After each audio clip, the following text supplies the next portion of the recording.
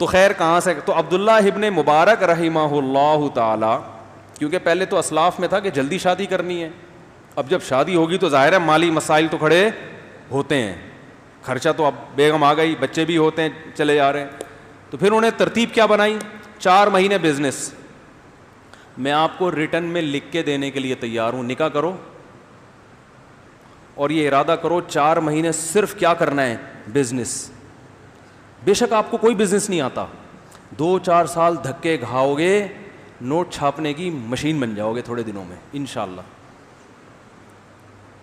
کماؤ پوت جو ہے نا, جس کو جاب کرنے والا کہتے ہیں, یہ ہمارے اسلاف کا طریقہ نہیں ہے. یہ انگریز جب ہندوستان میں آیا اس کو افراد چاہیے تھے, اس کے پاس افراد نہیں تھے نا, تو اس کو ملازمتوں کے لیے بندے چاہیے تھے. انہوں نے ہمیں تجارتوں سے ہٹا کے کہاں لگا دیا, کلرک بنا دیا کسی کو, ٹھیک ہے نا, کسی کو کچھ بنا دیا, کسی کو کچھ بنا, اور 1.5-2 لاکھ کوئی مینیجر بنا دیا. تو اس کو اب مینیجر کا ساری نالج سے فائدہ کون اٹھاتا ہے, وہ جس کی فیکٹری ہے یا جس کا بزنس ہے.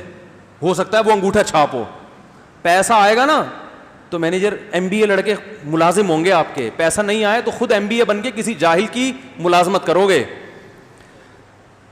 کیا کریں یار, کوئی ڈنڈا منڈا ہونا چاہیے صرف دکھانے کے لیے. اب یہ ٹاپک چینج ہوتے ہیں نا, تو جس ٹاپک میں گھستا ہوں اس کو اگر ادھورا چھوڑ دوں تو پھر مسئلہ خراب ہو جائے گا.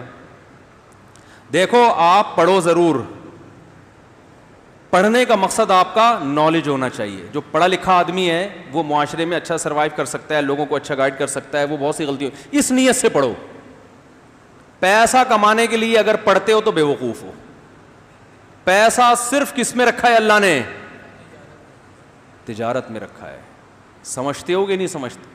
اور اپنی اولاد کو بزنس دے کے جاؤ, فری پھوکڑ میں تمہاری جگہ آ کے تم سے 2 ہاتھ آگے نکل جائیں گے. آپ ڈاکٹر بنے, اپنے بچے کو ڈاکٹر بنا کے جاؤ گے نا, تو اس کو اتنی ہی محنت کرنی پڑے گی جتنی آپ نے کی ہے. وہ 0 سے شروع ہوگا.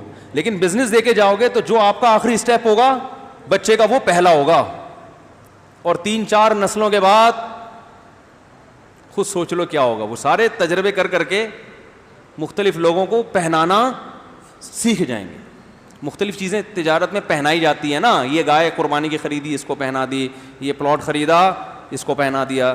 تو وہ پہنا کے ماسٹر ہو جائیں گے کہ کس کو کس وقت کیا چیز پہنانی. سمجھتے ہو کہ نہیں سمجھتے ہو؟ تو اس لیے تجارت کیا کرو, اور ایک دم سے نہیں ہو جاتا. شروع میں تو دھکے, اور تجارت کے لیے یہ بھی سوچتے ہو اتنا پیسہ کہاں سے لائیں, تو یہ تو بے وقوفی کی بات ہے. تجارت میں تو پہنانا آنا چاہیے. ادھر سے لیا, اس کو پہنا کے کمیشن لیا, پتلی گلی سے نکل لیے. ٹھیک ہے, تو پیسہ انویسٹ کرنے کی حماقت کبھی بھی نہیں کرنا ہے کیونکہ آپ کو تجارت آتی نہیں ہے. 1 کروڑ انویسٹ کر کے وہ ڈوب گئے, پھر تو گئے کام سے. انویسٹمنٹ اس بزنس میں کریں جس کا آپ کو تجربہ اچھا خاصا ہو چکا ہو, اس بزنس میں انویسٹمنٹ کرو آپ, پھر فائدہ ہے. تو بات یہ چل رہی تھی کہ اچھا آپ اگر وہ ہمارے بھائی بیٹھے ہوئے ہیں نا, وہ میکینک ہیں ماشاءاللہ کار کے, تو وہ بھی سوچ رہے ہوں گے میں بزنس کیسے کروں. بھائی آپ نے ورک شاپ کھولی ہوئی ہے, ساتھ ساتھ گاڑیاں خرید کے بیچنا بھی شروع کر دیں, ٹھیک ہے نا. بزنس میں اللہ نے برکت رکھی ہے. 9 اعشار امتی فی التجارہ او کما قال صلی اللہ علیہ وسلم. اگرچہ روایت کی سند پہ کلام ہے, نبی صلی اللہ علیہ وسلم نے فرمایا کہ میری امت کے 10 میں سے 9 حصے رزق اللہ نے تجارت میں رکھا ہے. سمجھتے ہو گے نہیں سمجھتے ہو؟ تو ساتھ ساتھ جاب کے ساتھ سائڈ میں چلاتے رہو کچھ نہ کچھ. پہنانا ہی تو ہے نا, گاڑی خریدی پہنا دی کسی کو. ٹھیک, تو اس میں آدمی محنت کرے. تو عبداللہ ابن مبارک رحمہ اللہ تعالی وہ کیا کرتے تھے, 4 مہینے صرف اور صرف بزنس.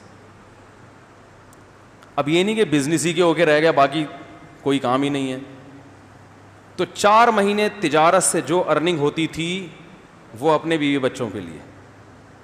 بھائی اب سال بھر بیٹھ کے کھانا ہے. جیسے حج کے موقع پہ بعض لوگ 2 مہینے میں اتنا کما لیتے ہیں کہ باقی 10 مہینے بیٹھ کے کھاتے ہیں. وہ سیزن ہوتے ہیں نا ہر چیز کے. اگلے 4 مہینے وہ جہاد میں گزارتے تھے. اسلامی سرحدیں پھیل رہی تھیں اس وقت, بڑی بہادری کے جوہر دکھائے انہوں نے لڑائیوں میں, اور مزید 4 مہینے 24 گھنٹے علم, تبھی بہت بڑے محدث بنے, عربی ادب کے بہت بڑے شاعر بنے.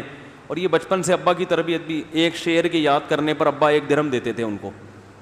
بچپن میں ابا کہتے تھے, عبداللہ بن مبارک کے جو والد تھے نا, وہ کہتے تھے ایک شعر یاد کر لو 1 درہم. تو بچوں کو اسی طرح ادب سکھایا کریں. ادب سے مراد اردو ادب یا عربی ادب یا انگریزی ادب, کچھ بھی سکھا دیں. زبان پہ کنٹرول جس کو ہوگا نا وہ بہت کچھ کر لیتا ہے. سارا مسئلہ یہ بولنا نہیں آتا, رشتہ لینے گئے تھے بولنا کیا آتا, منہ سے نکل گیا. ایسا ہی ہوتا ہے نا, نکال دیا انہوں نے. کاروبار کر رہے ہیں, پہنانے کے لیے گئے تھے, وہ خود پہن کے آ گئے. بھائی جو بولتا ہے نا وہی, اسی کا پلہ کیا ہوتا ہے, قوت گویائی, اسپیکنگ پاور. یہ اتنی بڑی نعمت ہے کہ اس نعمت کی بیس پہ حضرت ہارون کو نبوت ملی ہے. اللہ میاں نبوت تو حضرت موسیٰ علیہ السلام کو دینا چاہتے ہیں نا, مقام ان کا بڑا.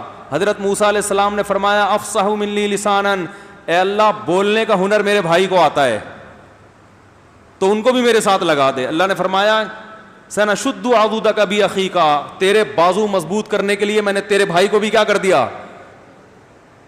دعوت تیری ہوگی. زبان کس کی ہوگی, ہارون کی. تو ہارون علیہ السلام کو نبوت صرف اس لیے ملی کہ بولنا اچھا جانتے تھے. کیا ہو گیا بھائی جان, تو بولنا جو ہے نا. اچھا دیکھو, اللہ میاں نے قرآن مجید میں ایک اور مسئلہ بیان کیا. مشرکین مکہ یہ کہتے تھے معاذ اللہ, نقل کفر, کہ یہ فرشتے اللہ کی معاذ اللہ بیٹیاں ہیں. تو اللہ کو غضب آیا کہ مشرکین خود بیٹی کی پیدائش پہ نا ناک منہ چڑھاتے تھے اور زندہ دفن کر دیتے تھے. تو اللہ کہہ رہے ہیں جو اپنے لیے تو بیٹی پسند نہیں کرتے, اور اللہ کی طرف نسبت کس کی کر دی کہ اس کی بیٹیاں ہیں, معاذ اللہ. پھر اللہ نے فرمایا اومن ينشأ فی الحلیہ وهو فی الخصام غیر مبین. عورت کی ایک کمزوری کو اللہ نے بیان کیا کہ عورت تو وہ ذات ہے جو زیورات میں پلتی ہے اور اس میں اسپیکنگ پاور مرد سے کم ہوتی ہے. فی الخصام, جب بحث کرتی ہے نا, ڈیبیٹ, تو وہ کانفیڈنس نہیں ہوتا جو کس میں ہوتا ہے, مرد میں ہوتا ہے. خواتین کہیں گی اللہ میاں ہماری برائی بیان کر رہے ہیں. اللہ میاں برائی نہیں بیان کر رہے, اللہ میاں آپ کی کمزوری کو بیان کر رہے ہیں. سمجھتے ہیں کہ نہیں سمجھتے؟